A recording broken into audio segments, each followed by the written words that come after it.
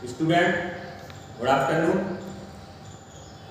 पिछले शनिवार को मैंने आपको ओम का नियम, विशिष्ट प्रतिरोध, विशिष्ट चालकता आदि के बारे में विस्तार से बताया था। आज मैं आपको बताऊंगा कि प्रतिरोधों का संयोजन कैसे करते हैं। प्रतिरोधों का संयोजन।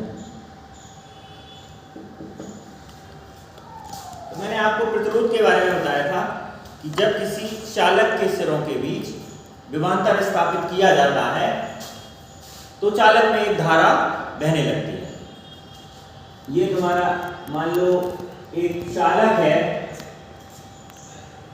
इसके बीच में हमने V विभवांतर स्थापित किया तो इसमें मान लो I धारा बहने लगी।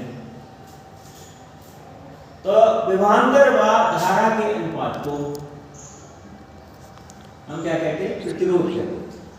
विभवांतर व धारा के अनुपात को हम प्रतिरोध कहते हैं। इसे R से हम प्रदर्शित करते हैं, कैपिटल R से हम प्रदर्शित करते हैं। इसका मात्रक होता, विभवांतर का मात्रक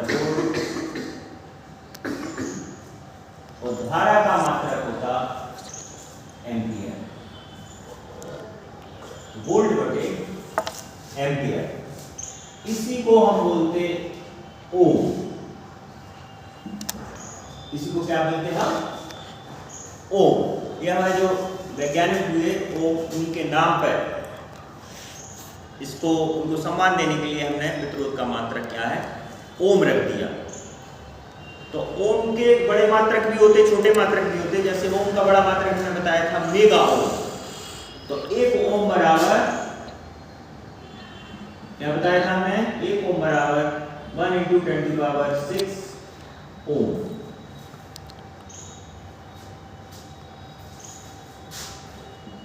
मेगा ओम, एक मेगा। ये ओम का क्या है? बड़ा मात्रक है। ऐसे ओम का छोटा मात्रक होता है जिसे वो बोलते हैं अपन माइक्रो ओम। एक माइक्रो ओम। ये क्या है? एक मेगा ओम बराबर 10 की 1 × 10⁻6 ओम होता है। और माइक्रो ओम में क्या होता है? 1 × 10⁻⁻6 ओम। तो अब अपन को मेन चीज क्या करना? अपन को करना बताना प्रतिरोधों का संयोजन हम कैसे करते हैं, है ना? तो जब होता क्या है कि विभिन्न प्रायोगिक कार्यों के लिए हमें क्या है? प्रतिरोधों को जोड़ना पड़ता है। तो जब हम विभिन्न प्रायोगिक कार्यों के लिए हम प्रतिरोधों को 2 प्रतिरोधों, 3 प्रतिरोधों, 4 प्रतिरोधों, अधिक प्रतिरोधों, तो जब उनको हम जोड़ते हैं तो वो कहलाता है प्रतिरोधों का संयोजन। तो प्रतिरोधों का संयोजन 3 प्रकार से होता है। प्रतिरोधों का संयोजन 3 प्रकार से होता। नंबर 1 होता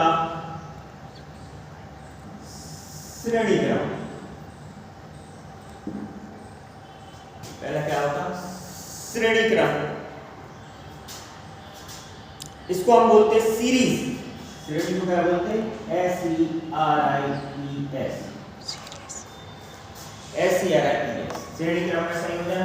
दूसरा है समांतर क्रम में संयोजन।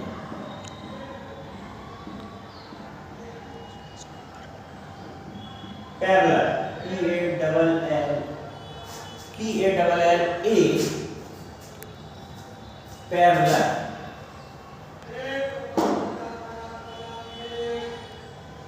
पैरेलल क्रम में। तीसरा होगा मिश्रित क्रम। मिश्रित क्रम। तो ये 3 प्रकार से हमारा संयोजन होता। तो इसमें हम पढ़ेंगे सबसे पहले श्रेणी क्रम में संयोजन। सबसे पहले हम पढ़ेंगे प्रतिरोधों का श्रेणी क्रम में संयोजन। तो जब हम दो या दो से अधिक प्रतिरोधों को इस प्रकार जोड़ें कि पहले प्रतिरोध का, ये पहला प्रतिरोध है R1, इसका ये पहला सिरा है और ये दूसरा सिरा है। पहले प्रतिरोध का दूसरा सिरा, ये दूसरा प्रतिरोध है R2, इसके पहले सिरे से जुड़ा। ऐसे दूसरे प्रतिरोध का दूसरा सिरा तीसरे प्रतिरोध के पहले सिरे से जुड़ा। ये कौन सा है? R3, तीसरा प्रतिरोध। मतलब क्या हुआ? तीन प्रतिरोध हैं, R1, R2, R3। प्रतिरोध R1 का दूसरा सिरा दूसरे प्रतिरोध के पहले सिरे से, इसी तरह दूसरे प्रतिरोध का दूसरा सिरा तीसरे प्रतिरोध के पहले सिरे से जुड़ा हो, तो ये संयोजन क्या कहलाता? श्रेणी क्रम संयोजन कहलाता। ये संयोजन क्या कहलाता? श्रेणी क्रम संयोजन, इसको हम बोलते हैं। ठीक है। अब मान लो इन तीनों प्रतिरोधों को हमने एक बैटरी व कुंजू से जोड़कर ये हमने पूरा परपथ अपना, ये पूरा परपथ हमने इसको पूरा कंप्लीट कर लिया। तो ये धारा I है, ये धारा I है, यहाँ से धारा I है, यहाँ से धारा I। ये क्या है? कुंजी। इसको हमने जोड़ दिया सेल से, तो इसमें क्या है? धारा बहने लगेगी। तो ओम के नियम से क्या हो जाएगा? V बराबर ओम के नियम से होगा IR। अभी हमने बताया था R बराबर V अपॉन I, तो इसी से क्या हो जाएगा? V बराबर IR। तो पहले प्रतिरोध पर मान लो यहाँ पर विभवांतर V1 है, दूसरे प्रतिरोध पर विभवांतर V2 है, तीसरे प्रतिरोध पर विभवांतर क्या है? V3 है। तो पहले प्रतिरोध के लिए V1 बराबर हो जाएगा I इंटू R। पहले प्रतिरोध के लिए धारा इसमें I है, विभवांतर कितना है? V1 है, तो V1 बराबर I इंटू R।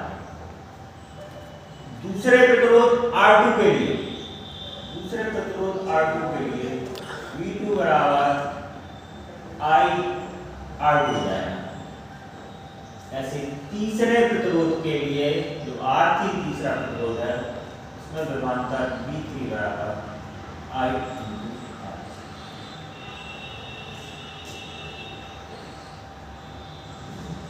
ठीक है। यदि हम A तथा B के बीच में विभवांतर, मान लो अपना एक बिंदु A है ये, और ये B, अगर इसके बीच में विभवांतर हम अगर V मान लें, तो तुल्य विभवांतर क्या हो जाएगा? V बराबर V1 plus V2 plus V3। ठीक है। तुल्य विभवांतर V बराबर V1 plus V2 plus V3। अब हम इसके मान रख देंगे। यहाँ से V1 का मान क्या है? I R1। V2 का मान क्या है? I R2। V3 का मान क्या है? I R3। ये V1। ठीक है। उसने किया हमने तीन प्रतिरोध लिए R1 R2 R3।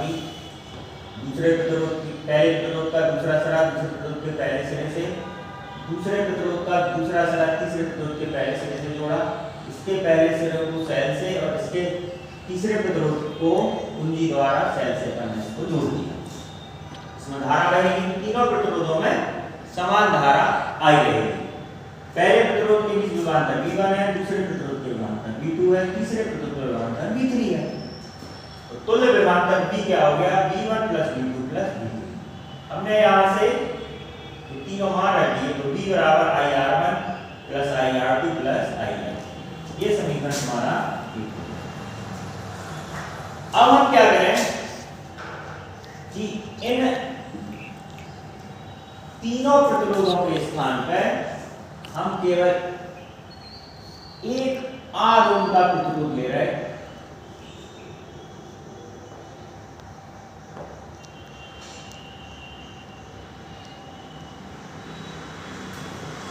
ठीक है, इसके बीच विभवांतर कितना है? विभवांतर V है। इसमें धारा कितनी है? I। क्या किया हमने? अब तीनों प्रतिरोध ना लेके अलग एक प्रतिरोध ले रहे हैं R। ठीक है, जिसके में क्या है? विभवांतर कितना है? V है। तो क्या हो जाएगा? V बराबर I इंटू R। V बराबर क्या हो जाएगा? I into R। ये समीकरण 2 है। V का मान अगर हम यहाँ से समीकरण 1 में रखते हैं तो क्या हो जाएगा? I R बराबर R1 I R1 plus I R2 plus I R3। ठीक है, इनमें हम अगर I कॉमन ले लें तो क्या बचेगा? R1 plus R2 plus R3। I से I कट जाएगा तो फाइनली R बराबर क्या आएगा? R1 plus R2 plus R3।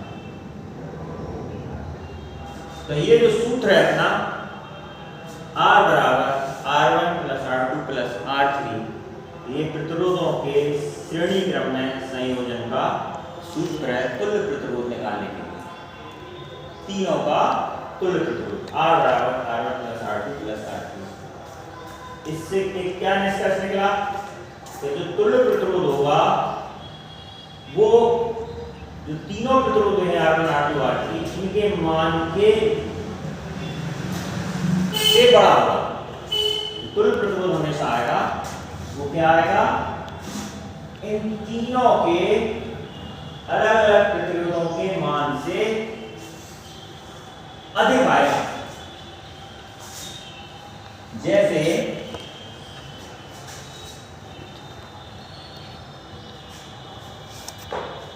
मान लो R1 का मान है 2 और R3 का मान है मान लो 3 ओम,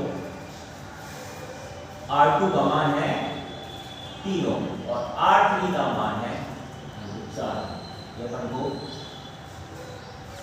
3 प्रतिरोध दिए, एक पहला 2 ओम का, दूसरा 3 ओम का, तीसरा 4 ओम।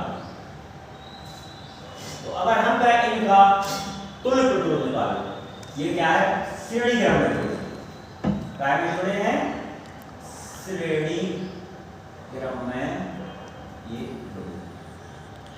तो तुल्य प्रतिरोध R भी हमने बताया सूत्र क्या होगा?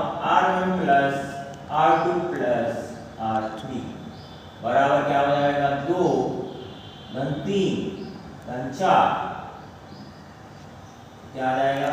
3 2 5 4 9 ओम।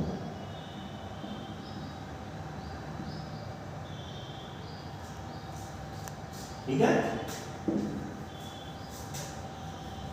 सीधा सीधा इनको हमें क्या करना? जोड़ना है और कुछ नहीं करना। सीधा सीधा क्या करना? अपन को जोड़ना है। तो तुल्य प्रतिरोध है 9 ओम आया। ठीक है, तो ये तीनों जो प्रतिरोध हैं उनके मान से ये क्या है?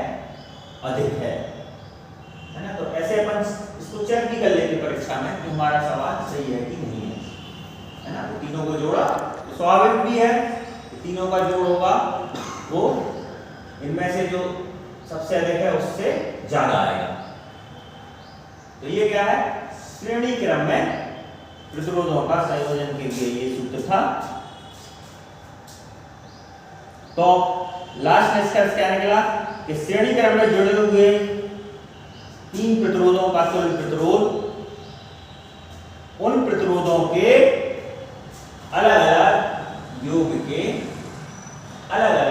के बराबर होता है।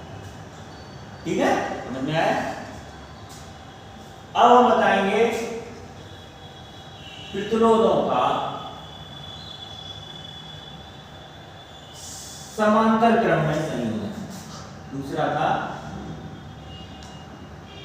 समांतर क्रम में संयोजन।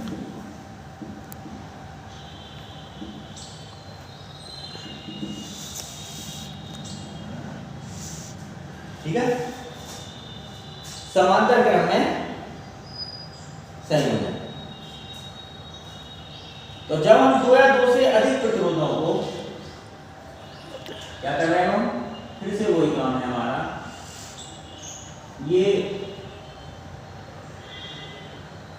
हमारा पहला प्रतिरोध है, ये हमारा दूसरा प्रतिरोध है, ये हमारा तीसरा प्रतिरोध है, R3। ये बिंदु A है, ये बिंदु B है। तो हम यदि दो या दो से अधिक प्रतिरोधों को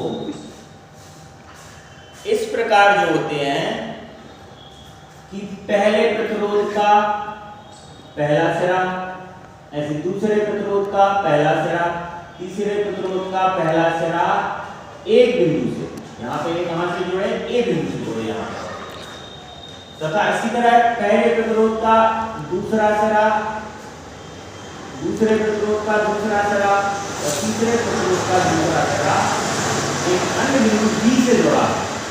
मतलब तीनों प्रतिरोधों के पहले सिरे एक बिंदु से और तीनों प्रतिरोधों के दूसरे सिरे दूसरे बिंदु से अगर जुड़े हों तो इस प्रकार का संयोजन क्या कहलाता, समांतर क्रम संयोजन। इस प्रकार का संयोजन क्या कहलाता, समांतर क्रम संयोजन। अब क्या किया हमने, इसके लिए हम समांतर क्रम में प्रतिरोधों के संयोजन के लिए हम सूत्र स्थापित करेंगे।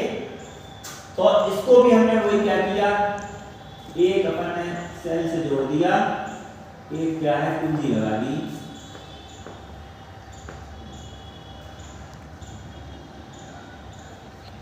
ये अपन ने पूरा कर दिया।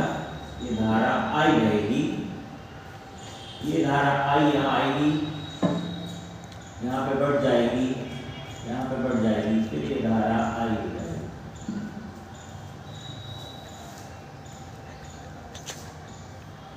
तो पहले प्रतिरोध में धारा I बन गई, मान लिया, दूसरे प्रतिरोध में धारा I2 गई और तीसरे प्रतिरोध में धारा I3 गई। ऐसे यहाँ से धारा I1 मिलेगी, यहाँ से I2 मिलेगी, यहाँ से I3 मिलेगी और बिंदु B पे ये आगे जाके फिर से बिंदु B धारा I बन जाएगी। तो धारा तीन भागों में बढ़ गई, लेकिन विभवांतर क्या है, तीनों के बीच विभवांतर V रहेगा। विभवांतर क्या है, तीनों के बीच विभवांतर V रहेगा। तो अगर हम इसमें धारा का मान निकालें तो ओम के नियम से V बराबर I into R, तो I बराबर क्या होगा, V अपॉन R। धारा I1 का मान कितना आएगा, V अपॉन R1। ठीक है, ये धारा I1। धारा I2 का मान क्या आएगा, I2 बराबर V अपॉन R2।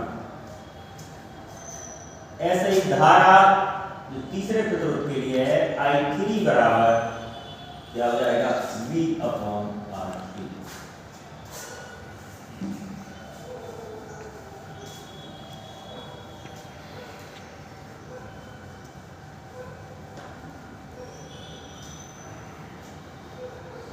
अब क्या धारा I तीन भागों में बटी, I1 I2 I3। तो हम क्या लिख सकते, I बराबर I1 plus I2 plus I3। ये धारा I थी जिस तरह से प्राप्त हुई वो तीन भागों में बटी थी। उदाहरण में I1, R2 में I2, R3 में I3। धारा I तीन भागों में बटी, I बराबर I1 plus I2 plus I3। ये मान अब हम तीनों I1 I2 के यहाँ रखेंगे, V upon R1, V upon R2, V upon ये हो गया। अब फिर जैसा श्रेणी क्रम में किया था कि तीनों प्रतिरोधों के स्थान पे R1 R2 के स्थान पे हमने क्या किया, एक प्रतिरोध R ले लिया, उसको वही सेल से जोड़ा, विभवांतर इसका V है, धारा क्या है इसमें I है। तीनों प्रतिरोधों के स्थान पे हमने एक प्रतिरोध लिया R ओम का, तो क्या हो जाएगा, I बराबर हो जाएगा V अपॉन R, वही ओम के नियम से I बराबर V अपॉन R। तो ये I का मान यहां से हम इस समीकरण में रखेंगे, तो I बराबर क्या है, V अपॉन R बराबर क्या हो जाएगा, V upon R1 plus V upon R2, ये R1 है,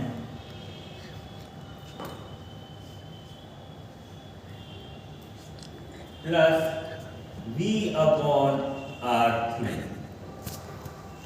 इन तीनों में से हमने क्या है, V कॉमन ले लिया, V कॉमन ले लेंगे तो क्या बचेगा, 1 upon R1 plus 1 upon R2 plus 1 upon R3।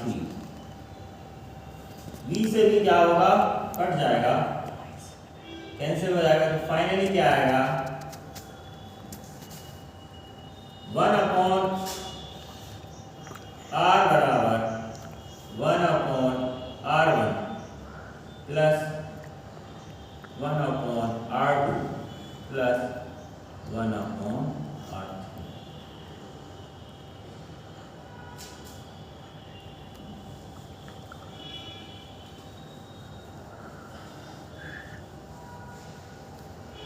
तो अगर तीन प्रतिरोध R1 R2 R3 परस्पर समांतर क्रम में जुड़े हों, तो उनके तुल्य प्रतिरोध निकालना हो तो सूत्र आएगा 1 अपॉन R बराबर 1 upon R1 plus 1 upon R2 plus 1 upon R3। ठीक है, तो अपन दूसरे तरीके से कैसे रख सकते हैं कि समांतर क्रम में जुड़े हुए तीन प्रतिरोधों का तिल प्रतिरोध तीनों प्रतिरोधों के अलग अलग प्रतिरोधों के व्युत्क्रम के योग के बराबर होता है। ठीक है, और जो तुल्य प्रतिरोध होता उसका मान, जो इसमें जो सबसे कम प्रतिरोध होगा उसके प्रतिरोध से भी कम आएगा। जब हम इसको सवाल को सॉल्व करेंगे तो जब हम देखेंगे तीन प्रतिरोध अगर हम कोई भी ले लें, मान लो फिर से वही अगर हम ले लें, तीन प्रतिरोध हम ले रहे हैं, तीन प्रतिरोधों का हम ले रहे हैं, R1 मान लो हमने ले लिया 2 ओम, R2 बराबर ले लिया 3 ओम और R3 बराबर ले लिया 4 ओम। तो इनका हम क्या निकालेंगे, तुल्य प्रतिरोध 1 अपॉन R बराबर क्या सूत्र क्या आया, 1 upon R1 plus 1 upon R2 plus 1 upon R3। जैसा हमने श्रेणी क्रम के लिए बताया था वैसे क्या है, समांतर क्रम के लिए सूत्र बदल जाएगा। तो इनमें ये हम R1 R2 R3 के मान रखेंगे, बराबर हो जाएगा 1 upon 2 plus 1 upon 3 plus 1 upon 4। तो बराबर हो जाएगा, लघुत्तम एलसीएम कितना आएगा, 12 12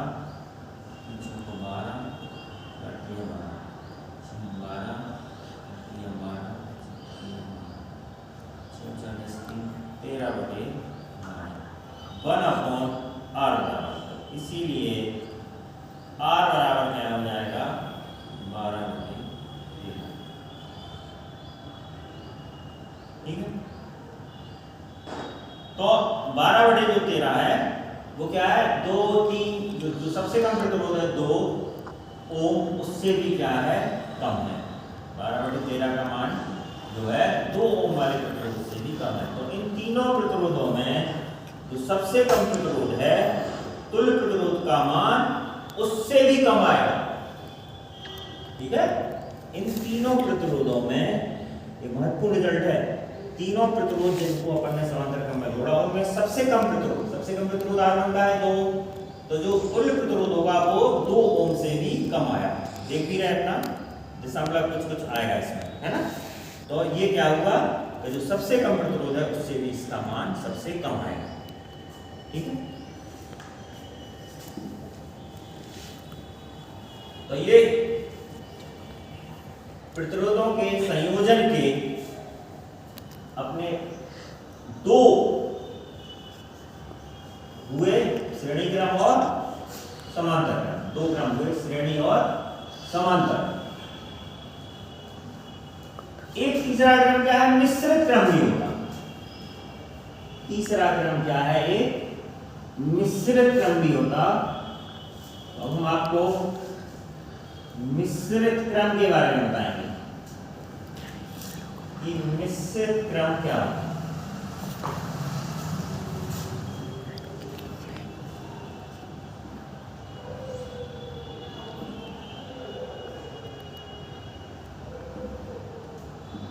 इसकी क्या है, जी और नीट की परीक्षा में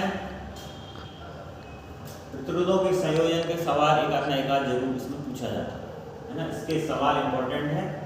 आप लोगों ने देखा होगा कि जब संधारित्र अपन पढ़ रहे थे तो संधारित्रों में भी संधारित्रों का संयोजन था ऐसे ही, है ना। थोड़ा ध्यान होगा। चलो पहले अपन मिश्रित क्रम समझ लें। तो मिश्रित क्रम में क्या होगा, क्या श्रेणी क्रम और समांतर क्रम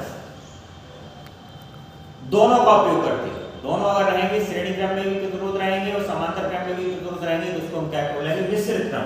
जैसे मान लो ये R1 कोई प्रतिरोध है एक, ये दूसरा R2 प्रतिरोध है, ये तीसरा R3 प्रतिरोध है। तो ये क्या है, मिश्रित क्रम है। मिश्रित क्रम है, क्यों है मिश्रित क्रम? मिश्रित क्रम इसलिए है क्योंकि इसमें R2 व R3 ये क्या है, एक दूसरे के समांतर क्रम में है। क्यों है? अभी आपने बताया था क्यों है, क्योंकि इसका पहला सिरा और इसका पहला सिरा एक सिरे से, मान लो ये सिरा B है, और इसका दूसरा सिरा और इसका दूसरा सिरा ये एक बिंदु C से जुड़ा है। तो ये दोनों क्या हो गए, R2 व R3 समांतर क्रम में है, और R1 क्या है, इन दोनों के श्रेणी क्रम में है। इसलिए क्या है, एक तरह का मिश्रित क्रम है। ऐसे बहुत सारे हो सकते हैं, जैसे ये है,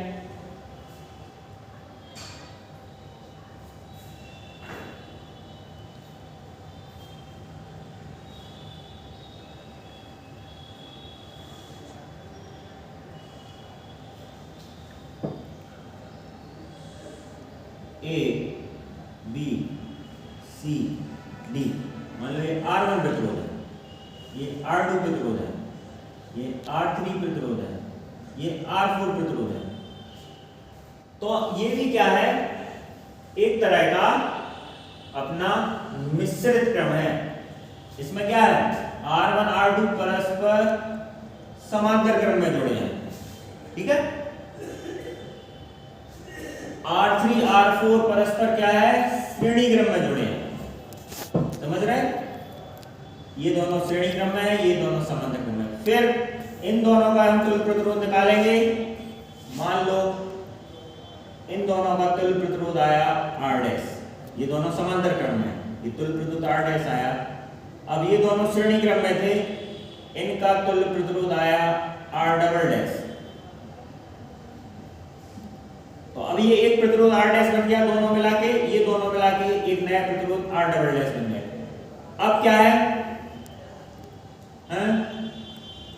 हमें मान लो ये तुम्हारा A बिंदु है, ये बिंदु D है, ये B है और ये C है।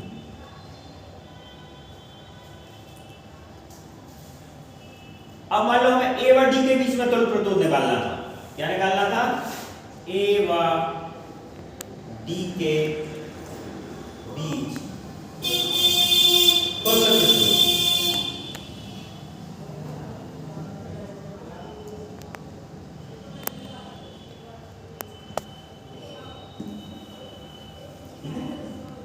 तो ए बाई डी के बीच तुल्य प्रतिरोध निकालना है। तो अब देखो ये दोनों जो आर और आर डैश हैं ये परस्पर क्या हो गए, समांतर क्रम में हो गए। तो ए और डी के बीच में जो तुल्य प्रतिरोध मान लो आर था तो वो क्या हो जाएगा 1/r dash plus 1/r double dash. ठीक है, तो तीन प्रकार के क्रम हुए हैं। पहला श्रेणी क्रम, दूसरा समांतर क्रम, तीसरा मिश्रित क्रम। जैसा भी हमने बताया था कि ऐसे हमने जब संधारित्र चल रहा था तो संधारित्र में भी हमने तीन क्रम बताए थे, श्रेणी क्रम, समांतर क्रम और मिश्रित क्रम। संधारित्र में कैपेसिटर, तो वहां पे अपना क्या था, वहां पे अपना जैसे यहां पे श्रेणी क्रम का, प्रतिरोधों की श्रेणी क्रम का सूत्र क्या आया, प्रतिरोधों के श्रेणी क्रम का सूत्र आया R बराबर R1 plus R2 plus R। ठीक है, ये क्या है, प्रतिरोधों का, अभी बताया मैंने प्रतिरोधों का। अब संधारित्र, संधारित्र का सूत्र क्या आया था, संधारित्र का श्रेणी क्रम का सूत्र था 1/C बराबर 1/C1 प्लस 1/C2 प्लस 1/, तीन संधारित्र है ना। अगर टाइम में जुड़े हो श्रेणी क्रम,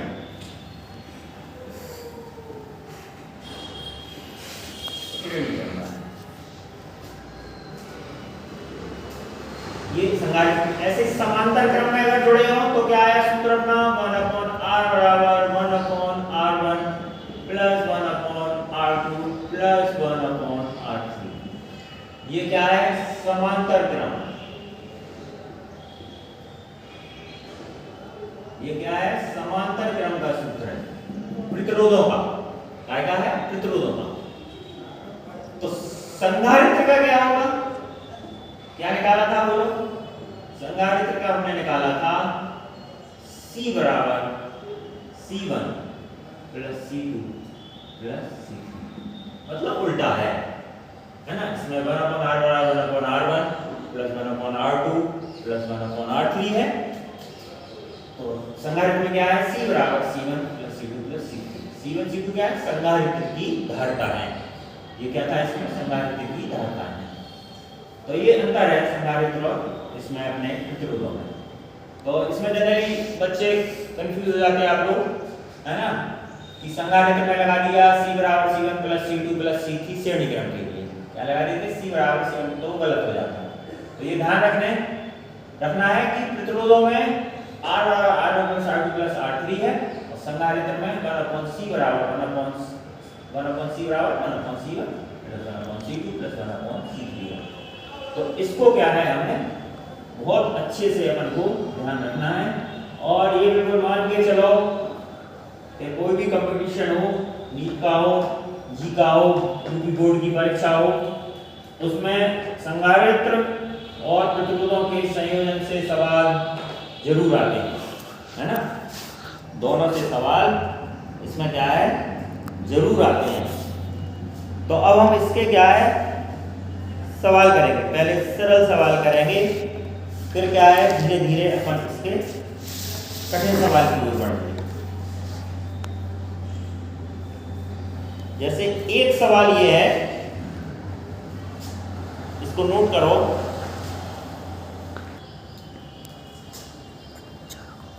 बच्चों अभी हमने आपको श्रेणी क्रम और समांतर क्रम बताया। समांतर क्रम का सूत्र था 1/r बराबर 1/r1 plus 1/r2 plus 1/r3।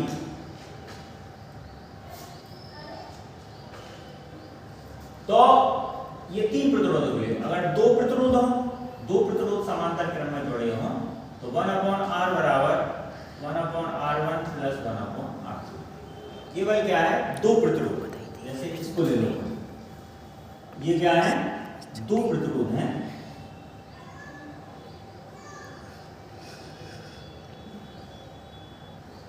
ये क्या है, केवल दो प्रतिरोध अपने समांतर क्रम में जुड़े। ठीक है ना। समांतर क्रम में दो प्रतिरोध जुड़े तो उसका सूत्र क्या होगा 1/r1 प्लस 1/r2। इसको अगर हम सॉल्व करें तो एलसीएम लघुत्तम आएगा r1 r2, यहाँ बचेगा r2 प्लस r1 1/r1। तो इसको 1/r1, तो r बराबर हम क्या लिख सकते r1 r2 बटे